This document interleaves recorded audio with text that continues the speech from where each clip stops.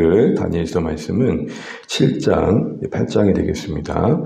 7장부터는 6장까지의 내용과는 다르게 다니엘이 보게 된 그 환상, 꿈에 대한 내용들이 쭉 기록되어 있고, 그 모든 본 환상과 꿈의 내용의 핵심들은 제국의 역사를 주관하시는 하나님의 일하심을 다루고 있습니다. 특별히 우리 7장을 보시게 되면 방금 읽었던 것처럼 네 짐승이 나오고 보좌에 왕자에 앉으신 분이 나오고 인자 같은 이가 등장하죠. 15절 이하에서는 각각의 의미가 무엇인지 쭉 설명되어 있습니다. 8장에서는 우리가 오늘 읽진 않았지만 순양과 순염소, 작은 뿔이 등장합니다.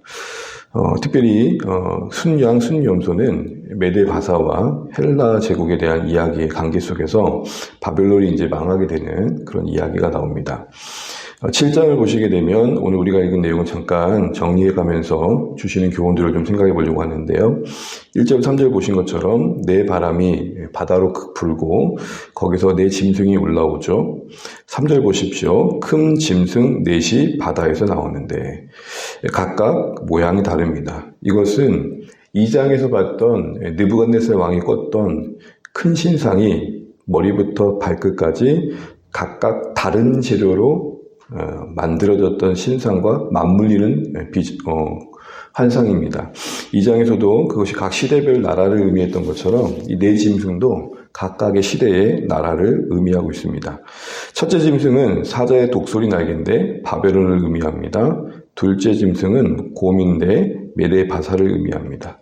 셋째 짐승은 표범인데 네 날개, 네 머리, 이것은 헬라 제국을 말하고 아시는 것처럼 알렉산더 이후에 네 개의 제국으로 분할되죠. 그 네 날개는 바로 그런 의미를 갖고 있습니다. 네 머리는. 넷째 짐승은 조금 더 무섭게 또 놀라운 존재로 묘사가 됩니다. 그래서 7절 이하에 보시게 되면 무섭고 놀랍고 강하다 이렇게 이야기하면서 이전 나라하고는 좀 비교할 수 없는 강성한 나라임을 말합니다. 로마 제국을 의미합니다. 그런데 그 나라 가운데 작은 뿔, 황제를 말하겠죠. 그 여러 황제들 중에 그 한 황제가 유독 그 작은 존재임에도 불구하고 큰 말을 냅니다. 내용적으로는 교회를 가장 힘들게 하고 가장 험악했던 왕인데 비유는 작은 뿔이라 그럽니다. 그러니까 하나님 앞에서 별것도 아닌 존재인데 오만불성했다는 거죠. 그러나 실제적으로는 큰 해악을 끼쳤던 왕입니다. 그런 왕들에 대한 이야기가 나온 다음에 이제 시선을 다니엘은 9절을 보실까요? 우리 9절은 다시 한번 읽어보겠습니다. 함께 읽지요. 내가 보니 왕자가 놓이고 옛적부터 항상 계시니가 자정하셨는데 그의 옷은 희가 눈 같고 그의 머리털은 깨끗한 양의 털 같고 그의 보좌는 불꽃이요 그의 바퀴는 타오르는 불이며. 아멘. 하늘 심판이 벌려지고 있는 하늘 법정에 앉아 계신 자정하신 옛적부터 항상 계시니 고조 하나님의 영광을 표현하고 있습니다. 그 하나님의 영광 앞에 10절 보시면 심판을 위해 책이 펼쳐져 있고 11절에 보면 앞서 봤던 짐승들이 심판을 받습니다. 그리고 유독 해악을 끼쳤던 그 작은 뿔은 11절 보시면 그 순간에도 큰 목소리를 냅니다. 그 심판의 순간에도 큰 목소리를 냈는데 그래서 다니엘이 놀라가지고 그 목소리를 주목하는 사이 그 찰나의 사이에 그 짐승은 죽고 맙니다. 이런 모든 표현들은 바로 상징적인 의미를 갖겠죠. 그리고 12절에는 다른 짐승들은 권위는 빼앗겼지만 생명이 보존되는 그런 모습들로 비워지고 있습니다. 그리고 나서 등장하는 이가 인자 같은 이입니다. 13절 이하에 여러분 인자 같은 이는 성경에서 가장 중요한 표현 중에 하나입니다. 왜냐하면 예수님께서 그 자신을 뭐라고 말씀하셨습니까?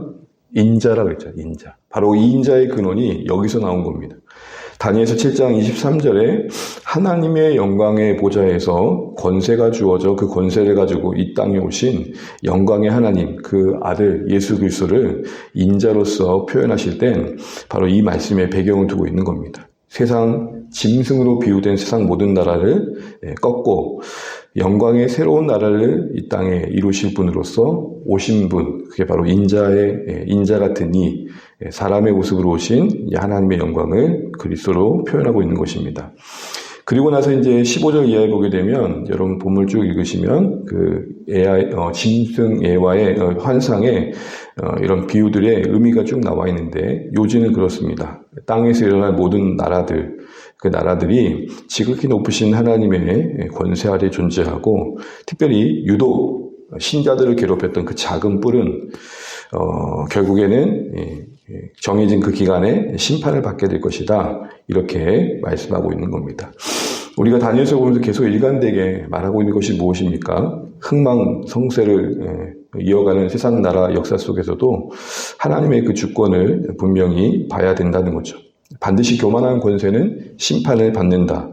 이 사실을 분명히 보여주고 있고 그러나 하나님의 나라는 영원할 것이다. 그리고 그 나라를 이루시는 인자 같은 이가 반드시 이 땅에 그 영광의 나라를 이룰 것이다.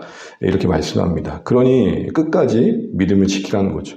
그리고 무엇보다도 내 짐승만 보여주신 게 아니라 하늘 보좌도 보여주셨다는 것도 잊지 않아야 됩니다. 그런데 여러분 오늘 마무리하면서 이런 질문에 조금 고민을 해보시면 좋겠습니다. 왜 세상 나라는 짐승으로 비유되고 있고 영광의 하나님은 인자로 비유되고 있을까요? 여러분 곰과 같은 표범 같은 어마무시한 짐승이 더 무섭고 강합니까? 인간이 강합니까? 내 앞에 표범이 있으면 상당히 힘들 것 같은데요. 그렇죠? 사자가 있고 독수리가 있고 그러면 쉽지 않을 것 같습니다. 그런데도 제국은 짐승으로 비유되고 있고 영광의 하나님, 오히려 실제적인 권세를 갖고 계신 하나님은 사람으로 비유되고 있습니다. 여러 의미가 있겠지만 일단 제국은 그 폭력성, 그 포악성, 권력과 그 욕망을 가지고 사람들을 무참하게 죽이면서까지 자신들의 확장을 위해서 어떤 전쟁을 무릅뜨고도 해가는 비인간적인 폭력성을 닮았기 때문에 제국의 지배자들은, 제국의 나라는 이런 짐승에 비유되는 거죠. 외적으로 상당히 강해 보입니다. 반대로 하나님의 영광의 아들, 모든 실제의 권세를 갖고 계시고 무너지지 않는 나라를 이루신 분은 사람으로 비유됩니다. 인자로 비유된 것은 어떻게 보면 짐승과 비교해서 그 사람다움, 다시 말하는 어떤 관계 속에서의 사랑, 어떤 온유함, 따뜻함, 어떤 인격성을 드러내고 있습니다. 짐승에 비해서는 비록 약합니다. 그런데 실제 권세자이십니다. 바로 이 점이 오늘 다니엘서가 세상 권세를 짐승으로 비유하고 있고 그리고 하나님 그분을 인자 같은 이로 비유하고 있는 이유입니다. 눈으로 볼 때는 인자 같은 이로 비유되시는 하나님의 실제 권세가 무력해 보일지 모르지만 그리고 눈으로 볼 때는 짐승으로 상징되어지는 그 포효하는 존재들이 거세해 보일지 모르지만 이 땅에 영광의 하나님이 사람 같은 모습으로 오셨다고 해서 그 나라가 무력한 건 아니라는 것을 알아야 된다라는 겁니다. 이 짐승 같은 제국 그리고 인자 같은 영광의 하나님을 비유하는 이 표현 속에서 어린 양이시지만 이 세상을 능히 심판하시는 사자이신 하나님의 영광을 같이 함께 보는 게 되는 것이죠. 그러면서 우린 작은 결론으로 이 짐승과 같은 제국의 역사 속에서 인자의 나라를 이루어간 일들로 부름받았다는 것을 다시 한번 기억해 보게 됩니다. 힘이 지배하고 있고 권력이 힘노릇하고 있는 이 시대 속에서 거룩한 인격과 온유함과 따뜻함과 사랑의 통치를 실현한 인생들로 부름받았다는 것이죠. 인자 같은 이로 그리스도께서 자신을 나타내신 것은 짐승의 세상 속에서 다른 삶의 방식으로 우리를 초대하셨다는 것들을 잊지 마셔야 됩니다. 그래서 계시록에서는 신자들을 뭐라고 말하느냐? 어린 양을 따르니라고 하는 것입니다. 가장 연약해 보이지만 가장 강하신 분을 따르는 여정이 그렇게 표현되어 있습니다. 짐승과 다른 겸손과 희생과 사랑으로 우리를 다스리시는 하나님을 바라보도록 이렇게 비유하고 있는 것입니다. 오늘 이 말씀을 다시 한번 보시면서 되게 환상 자체가 되게 복잡해 보이지만 요지는 하나입니다. 실제적인 권세자이신 하나님의 영광을 우리가 바로 보고 세상에 이 짐승과 같은 존재들의 힘과 폭력과 포효에 쉽게 휘둘리지 말자는 겁니다. 그리고 짐승처럼 본능적으로 살지 말고 하나님의 형상을 회복한 참 사람이 되자 이런 말씀도 담고 있을 것입니다. 다니엘이 봤던 이 역사의 환상은 오늘 우리의 신자된 우리에게는 동일하게 역사하신 하나님을 바라보도록 돕고 있습니다.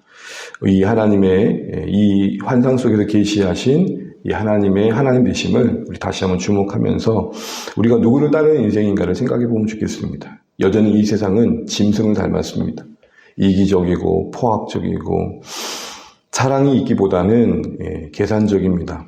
이런 세상 속에서 우리가 하나님의 나라의 백성답게 살아가는 거 무력해 보이고 참 어렵지만 우리를 부르신 삶의 방향이 바로 그 여정임을 다시 한번 기억해 볼 필요가 있는 것이죠. 오늘도 다시 한번 기억하시면서 하늘 권세자이신, 시제적인 권세자이신 인자 되신 예수 그리스도를 따르는 우리의 인생의 여정을 묵상해 보시면 좋겠고, 무엇보다도 세상 권세가 짐승처럼 포효한다 할지라도 다 기한이 있는 존재들이고 영원한 나라가 있음을 기억하시면서 오늘도 우리가 하나님 나라의 백성으로서 살아갈 오늘 하루를 기대하시고 또 은혜를 구하시는 이 하루가 되시면 좋겠습니다. 하나님, 내가 짐승처럼 살지 않기 원합니다. 영광의 하나님께서 참 사람을 이 땅에 오신 것처럼 하나님의 형상을 묵상하고 회복해가고, 그래서 정말 정글 같은 이 시대 속에서 하나님의 사람으로서의 모습들을 내가 나타내고 내 가까운 주변에서부터 회복해 갈 수 있도록 이 은혜를 주십시오. 기도하시면서 하나님이 원하시는 우리의 삶의 방향을 나아갈 수 있도록 기도하시는 이 아침 되시기를 간절히 바랍니다. 기도하겠습니다.